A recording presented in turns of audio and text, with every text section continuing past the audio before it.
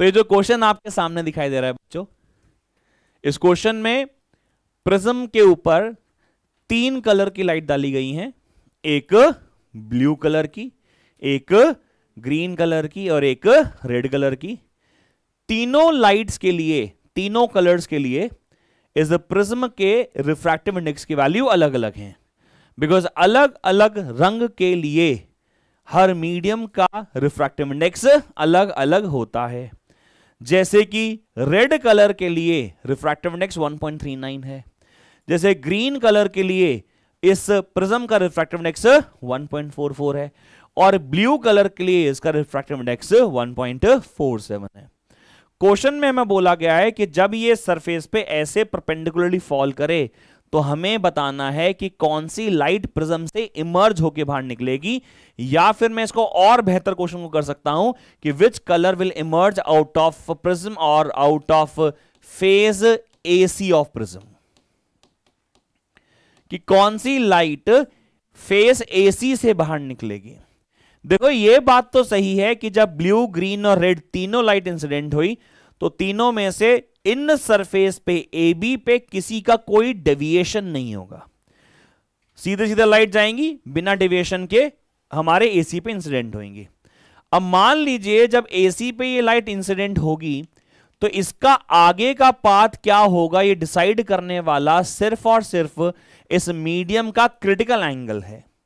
अगर हमारा यहां पे एंगल ऑफ इंसिडेंस देखें तो तीनों लाइट के लिए मेरा एंगल ऑफ इंसिडेंस कितना है, 45 डिग्री है।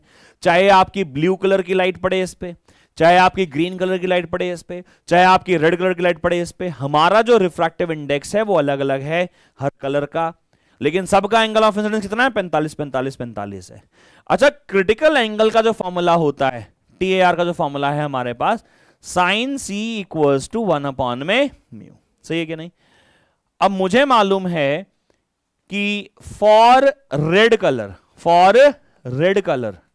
साइन C की वैल्यू 1 में म्यू R हो जाएगी, और म्यू R की वैल्यू कितनी रखी है, 1.39।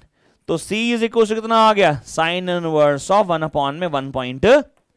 ओके, फॉर ग्रीन कलर, नीचे से शुरू कर रहा हूं, रेड लिया है फिर ग्रीन ले रहा हूं। फॉर ग्रीन कलर बोलना बेटा, ग्रीन कलर के लिए C की वैल्यू कितनी आएगी, साइन इनवर्स ऑफ 1 में ग्रीन का कितना है, 1.44। बोलो सही है कि नहीं। And similarly for the wallet. अच्छा, मौके की बात है कि मेरे हाथ में कैलकुलेटर है, तो मैं साइन इनवर्स तो बड़ा आराम से, तो 1 में 1.39, 0.71 आ गया, और फिर इसका निकाल दिया हमने साइन इनवर्स, कितना सुंदर आंसर आ गया, 46.006 इतना डिग्री। सही है क्या, सही है क्या। इसका निकाल दिया मैंने, 1 डिवाइडेड बाय 1.44 साइन इनवर्स आ गया, मतलब ये 0.644 आ गया। इसका मैं साइन इनवर्स ले लेता हूं और ये आ जाता है 43.98 डिग्री। अच्छा, उसके लिए ब्लू कलर के लिए क्या होगा बताना, ब्लू कलर के लिए C equals to sine inverse of 1 में ब्लू के लिए कितना, 1.47, तो 1 डिवाइड बाय 1.47, और फिर मैंने इसका साइन इनवर्स ले लिया,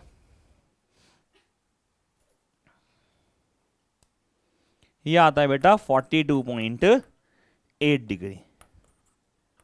सुनो बेटा, इसका क्रिटिकल एंगल कितना है, 46 डिग्री, इसका क्रिटिकल एंगल कितना है, 43 डिग्री, इसका क्रिटिकल एंगल कितना है।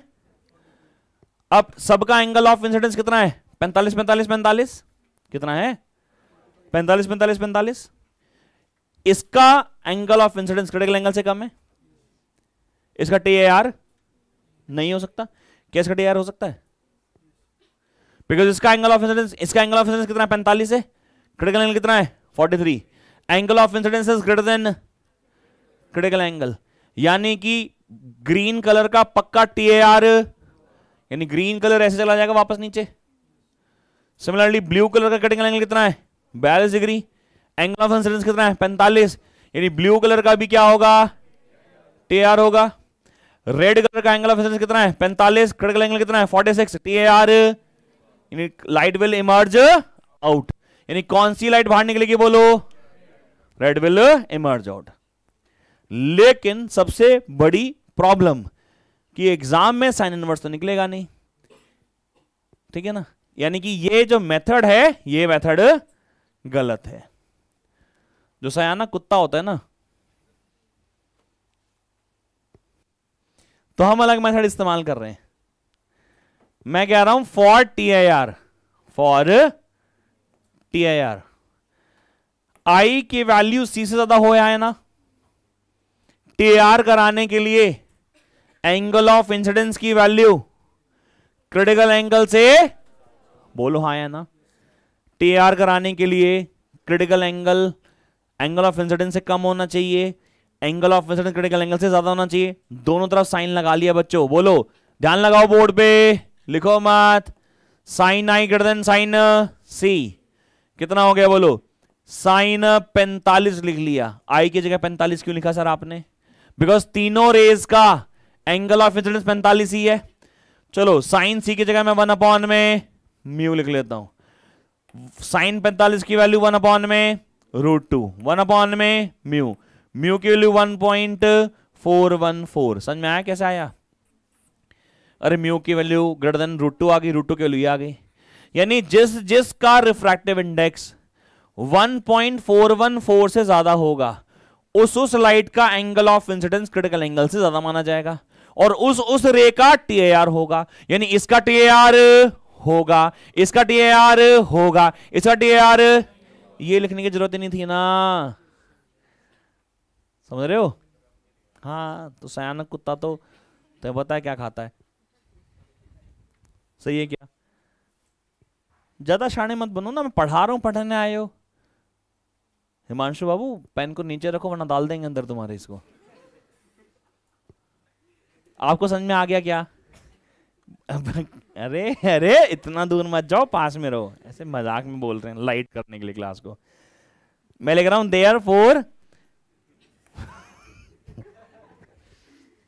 देयरफॉर फॉर कलर्स, मैं स्पेलिंग गलत लिख दी, sorry, for colour blue and green mu is greater then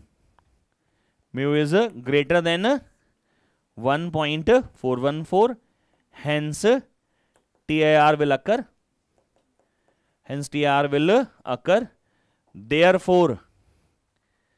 therefore only red color will emerge out। अभी लिख लो सारे बच्चे, इमर्ज बोला क्या बोला? हाँ इमर्ज ही बोला, इमर्ज आउट।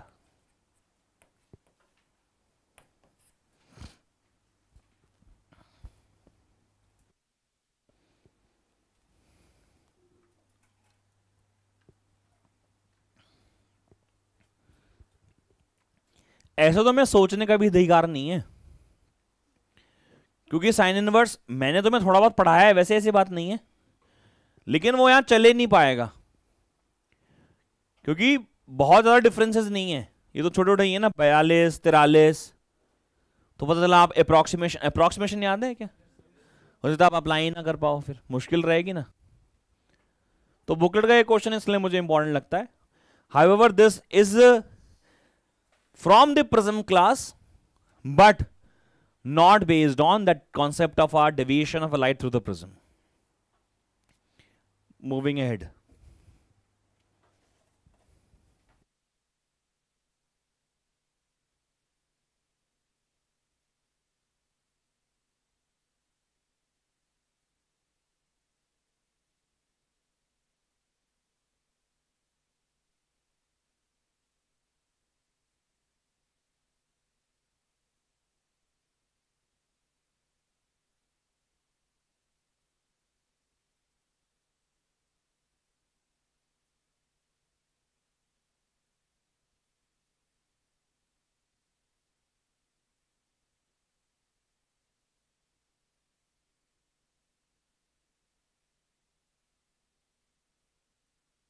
चलो शुरू करें आगे।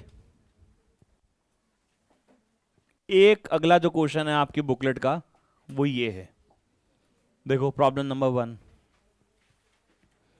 पढ़ो क्या लिखा है। Calculate the refractive index of material of equilateral prism. When they से इक्विलेटरल प्रिज्म, तो एंगल ऑफ प्रिज्म की वैल्यू 60 डिग्री हो गई. क्या बोलो? व्हेन दे से इक्विलेटरल प्रिज्म, तो एंगल ऑफ प्रिज्म की वैल्यू 60 डिग्री हो गई. For which angle of minimum deviation is, तो डेल एम की वैल्यू रखिए कितनी? 60 डिग्री. अच्छा, वो याद है प्रिज्म फॉर्मूला? बोलो कितना है प्रिज्म फॉर्मूला? ये होता है mu equals to sine of A plus del M by 2 divide by sine A by 2. तो sine of A plus del M हो गया 60 प्लस 60 120. 120 divide by 2 60. सही है क्या? Divided by sine 30. अरे बोलो तो सही.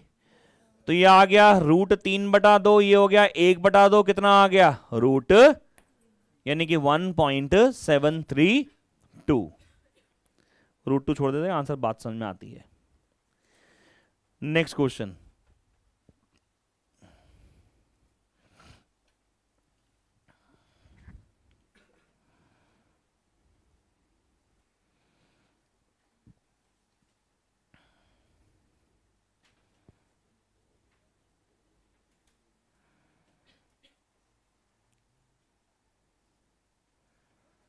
प्रिज्म फॉर्मूला याद है सबको?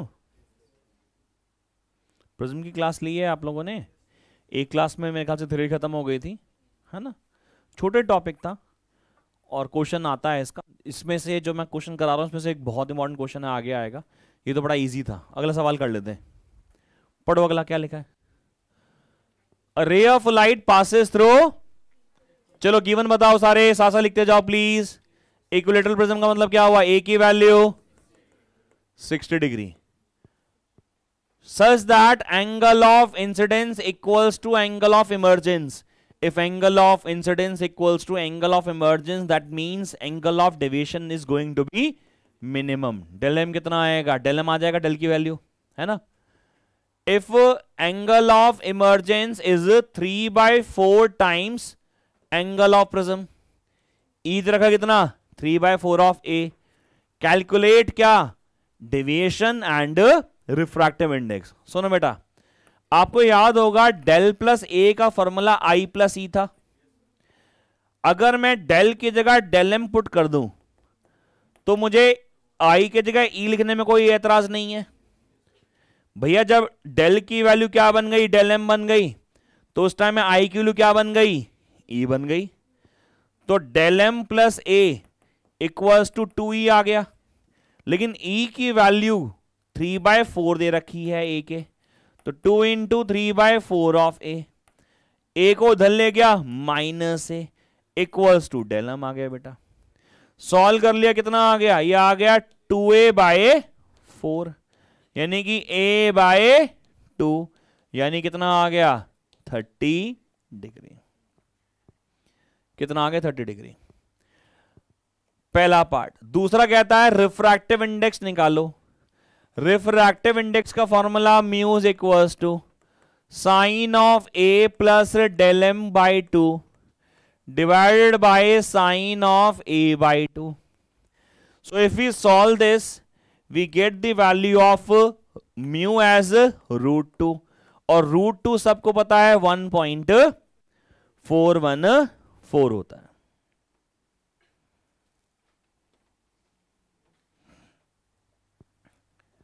प्रॉब्लम नंबर 2 का आंसर मिल गया क्या? अगला क्वेश्चन करें. लाइव क्लास में किसी को दिक्कत बेटा? लाइव क्लास में प्रॉब्लम नंबर 3 वैसे स्किप की जा सकती है, बहुत इजी प्रॉब्लम है. पढ़ो क्या लिखी है. रे of light incident on a face of कौन सा प्रिज्म? इक्विलेटरल का मतलब क्या है? ए की value 60 degree. Shows minimum deviation of 30 degree. क्या निकालने को बोल रहा है? Speed of light. एक बात बता, ए और डेल एम है तेरे पास, तू म्यू निकाल लेगा. तेरे पास अगर म्यू निकल गया बेटा तो v = c/में म्यू हो जाएगा. बिकॉज म्यू का फॉर्मूला सी अपॉन में वी होता था, तो speed of light in that medium will be C upon में म्यू। म्यू कहां से निकालेगा इन दोनों को यूज करके, म्यू का formula sine of A plus del M by two divided by sine A by two. Answer लिख लो, इसकी v की जो वैल्यू आएगी वो आएगी 2.12 10 to the power 8 मीटर पर सेकेंड। क्या ये क्वेश्चन होमवर्क किया जा सकता है? अगला सवाल, question number 4। This is a similar question जो हमने अभी थोड़ी देर पहले आपको कराया है। बोलो छोड़ दूं क्या? इसमें भी speed of light in that prism निकालना है, तो क्या करोगे? वही सबसे पहले म्यू निकालोगे, क्या यूज करके? प्रिज्म फॉर्मूला यूज करके क्या निकालोगे बेटा? म्यू निकालोगे, और फिर v equals to C by mu से निकालोगे। यहां पे स्पीड का जो फॉर्मूला है, जो यहां पे वेलोसिटी है, सेम ही आ रही है, सेम ही आ रही है, 2.12 10 to the power 8।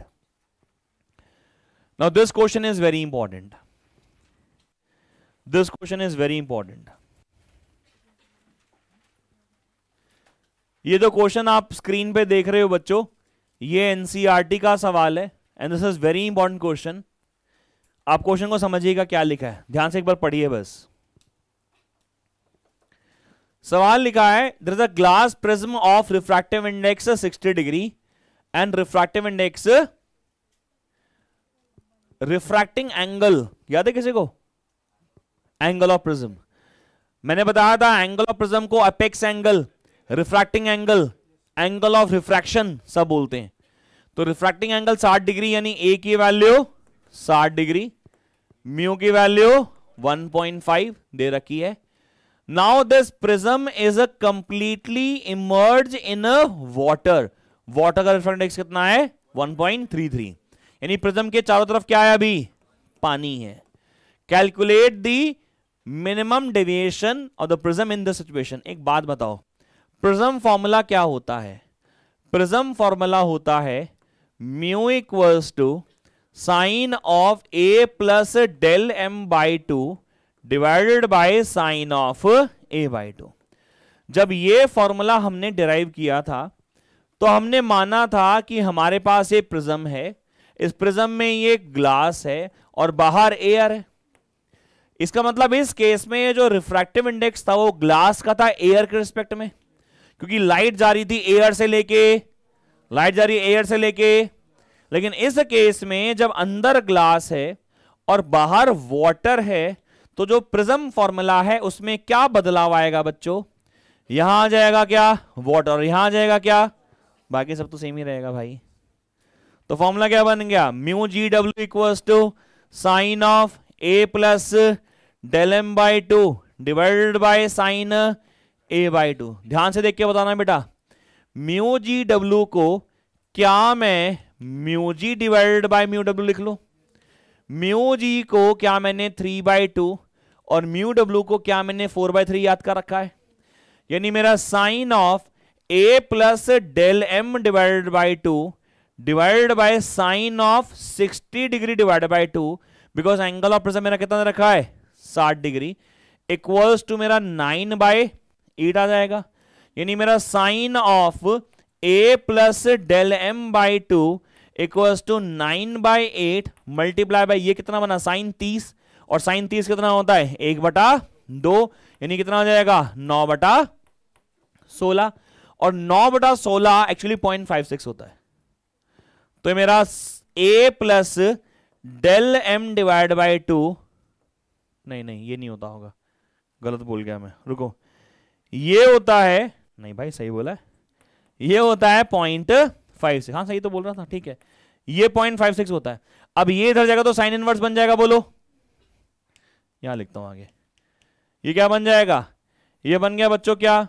ये बन गया a plus del M by 2 equals to sine inverse of 0.56, और साइन इनवर्स ऑफ 0.56 क्वेश्चन में रखा कितना? 34 पॉइंट, तो ये आ गया 34.3 डिग्री। तो a plus del M by 2 equals to ये आ गया, तो a प्लस डेल एम कितना आ गया? 34.3 हो गया कितना? 68.6 डिग्री। तो डेल एम कितना आ गया? 68.6 डिग्री माइनस 60 डिग्री, यानी 8.6 डिग्री। ये मेरा आंसर आएगा।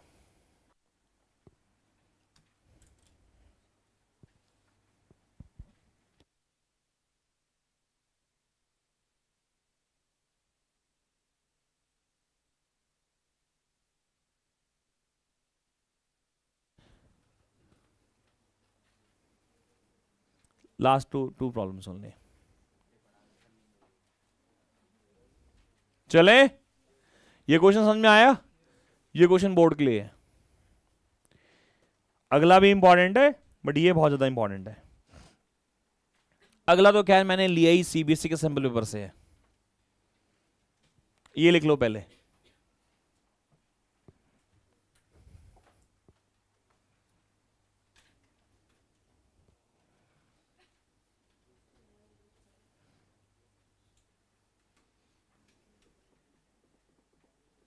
चलो हटाएं। अच्छा,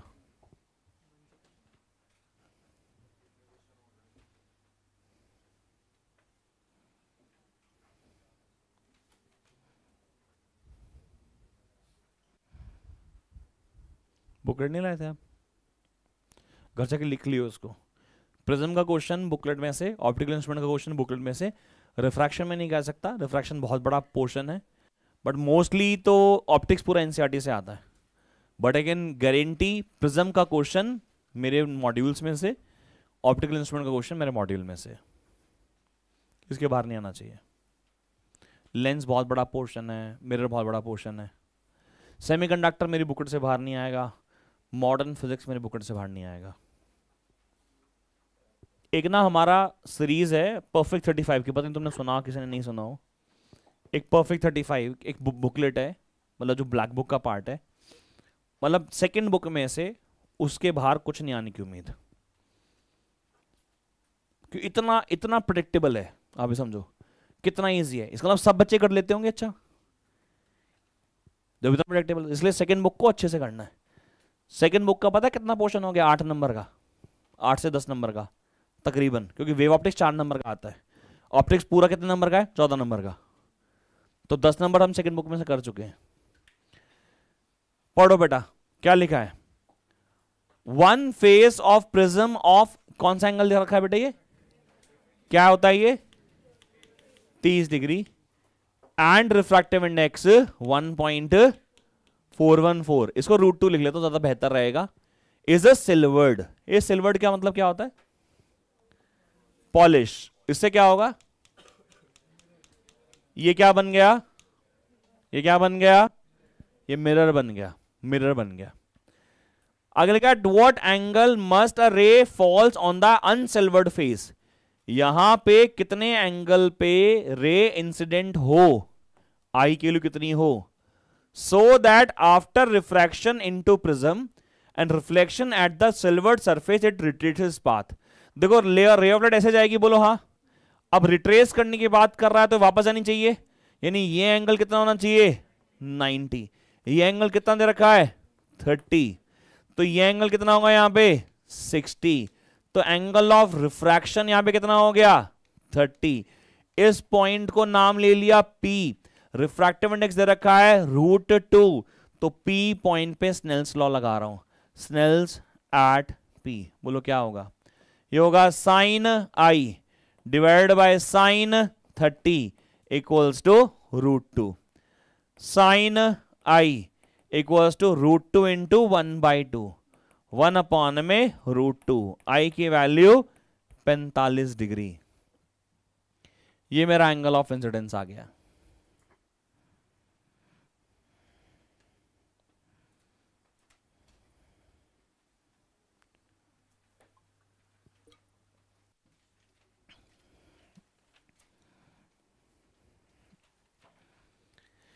मैंने एक प्रिज्म में टॉपिक पढ़ाया था, उसका नाम था एंगुलर डिस्पर्सन इन डिस्पर्सिव पावर। याद है कि जब व्हाइट लाइट ट्रेवल करके जाती है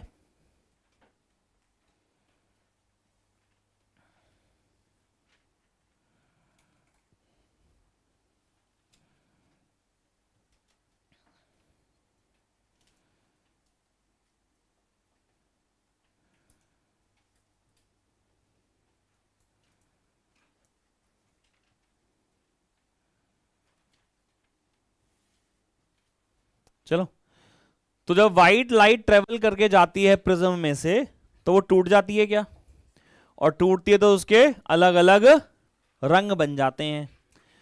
where violet bends the more and red bends the least, और उनके डेविएशन का जो डिफरेंस होता है उसको बोलते थे एंगुलर डिस्पर्जन. क्या लिखा पढ़ो. If a thin prism of refracting angle कितना होता है 2 degree, deviates an incident ray through an angle of 1 degree, find the value of refractive index. अरे ये तो वो फॉर्मूला नहीं था del equals to mu minus 1 into A. बोलो यार, ये लगा देते हैं. डेल की वैल्यू 1, म्यू निकालना है, ए की वैल्यू 2, यानी 1/2 equals to mu minus 1, mu की वैल्यू 3/2. ये तो बहुत ही सिंपल क्वेश्चन था. ये फॉर्मूला पढ़ाया था क्या, डिराइव भी किया होगा. वैसे एक क्वेश्चन और है which is based on dispersion and angular dispersive power. इसे खत्म करते हैं. लास्ट क्वेश्चन हमारे प्रिज्म का, लास्ट क्वेश्चन आज की क्लास का. ज्यादा ऊपर नहीं गया, शायद 10 मिनट ही एक्स्ट्रा हुए क्लास में. ऐसी मौत सी आ गई तुम्हारे चेहरे पे तो कि मर ही जाऊंगी बस, कि मत पढ़ाओ जहर ही खा जाऊंगी मैं.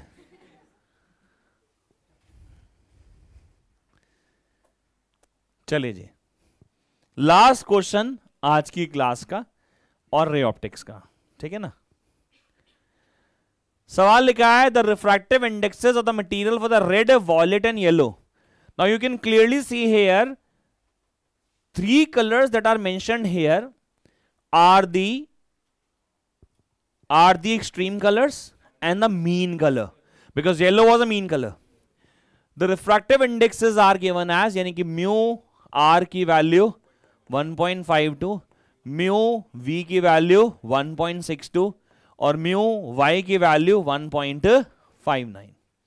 Calculate the dispersive power. If the mean deviation is 40 degree, then what will be the angular dispersion? This is a single question in which both the parts are covered. बच्चों बताओ सबसे पहले बताओ dispersive power. Dispersive power बोलो, formula बता दो. Dispersive power as I know, मेरे को थोड़ा सा याद आ रहा है, मैंने ओमेगा सिंबल दिया था आप लोगों को इसका. बोलो यार, जिसका फॉर्मूला था del V minus del R divided by del Y. And after solving this, mu v minus mu r divided by mu y minus 1, इसका फॉर्मूला हमने निकाला था. बोलो यार, अब इसकी वैल्यू सॉल्व कर सकते हो क्या, बिकॉज सारी वैल्यूज हमें यहां पे गिवन है.